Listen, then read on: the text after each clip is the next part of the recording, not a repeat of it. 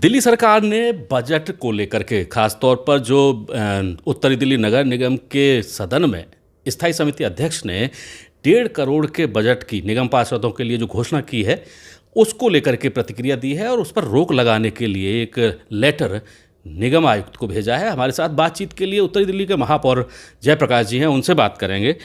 महापौर साहब, लेटर आया है आपको, चिट्ठी चिट्ठी खेलना शुरू हो गया है?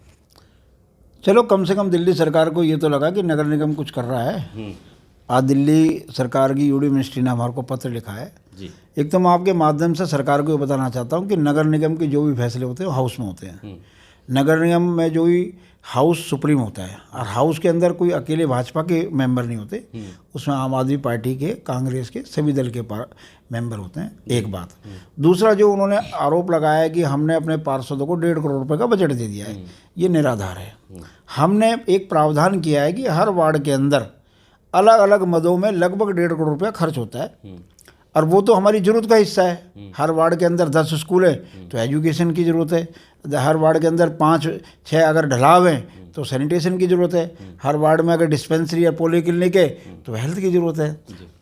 उसके अंतर्गत जो अलग अलग मद में पैसा खर्च होता है उसको क्लब करके हमने कहा है कि निगम पार्षद जिसको इस वर्ष में 1 रुपया भी विकास मद में नहीं मिला है, अगले वर्ष वो इन प्राण हेड के पैसों में से अपने अपने वार्ड में पैसा खर्च कर सकता है और वो पैसा भी उसकी निगरानी में खर्च होगा। पैसा वो अपने पास से नहीं खर्च करेगा, उसकी निगरानी में खर्च हो, जिसका जोड़ लगभग 1.5 करोड़ बनता है।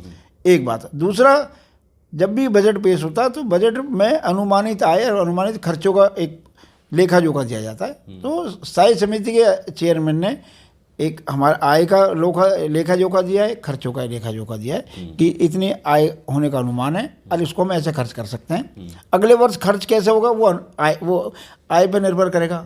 अगर आय ही नहीं हुई तो खर्चा कैसे होगा।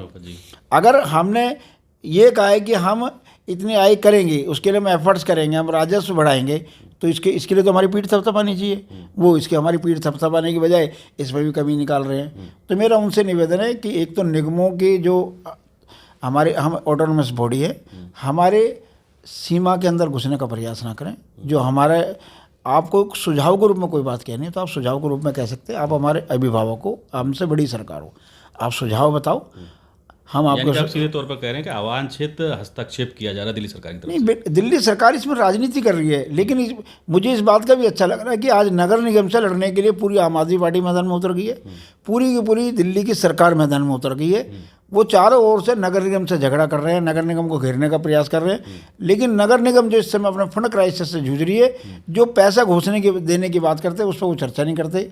आज तक 938 करोड़ की एक भी चिट्ठी नहीं भेजी उन्होंने कि 938 करोड़ की हमने घोषणा की थी, इसमें इतना इतना पैसा हमने आपको भेजा है सैलरी के लिए। जो पैसा है वो हमारा अपने को तीसरी तिमाही का पैसा है, वो तो आना ही था, उसमें आपने कोई विशेष रूप काम कुछ किया नहीं है। तो मेरा दिल्ली सरकार से निवेदन है कि आपको कहीं लगता है कुछ सुझाव के रूप में बात कहनी है तो आप कहो, आपका स्वागत है, आप सुझाव दे सकते हो। हमारा कोई दिशा देनी है वो दिशा भी दे सकते हो, लेकिन आप ये कहो कि ये हमारा आदेश है, आदेश तो हाउस का चलेगा।